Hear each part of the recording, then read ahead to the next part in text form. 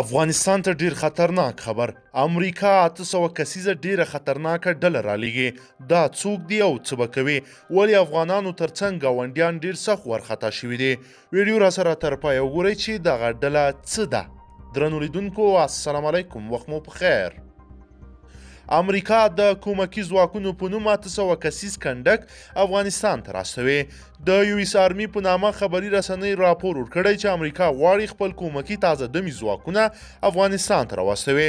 راپور وايي پینټاګون دغه قطعه تازه فعاله کړې او افغانستان ته به را روان منې کې راورسیږي.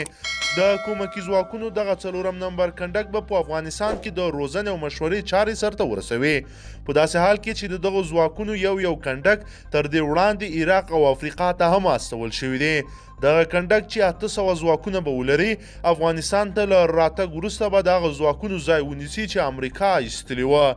دغه کنډک ځواکونه داسې ځواکونه دي چې نور ټولو امریکایي سرتیرو پلار دی. دومره خطرناکه ډله ده چې دغه 800 کسیزه ډله به بسته یو هیواد اداره کوي او د رحم او ترحم په نوم به هیڅ هم نه پیژني. له دغه کنډک څخه حتی ګاونډیان ورخطا شوي دي او دوی ته هم ډیر سخت ګواښ ده.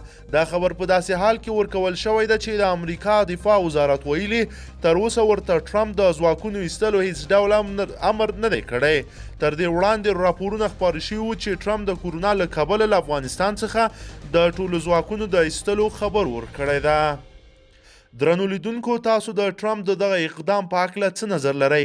آیا دغه کنډک به افغانستان ته څومره ضرر ورسوي؟ له موږ سره حتما په کمنټ کې شریک کړئ.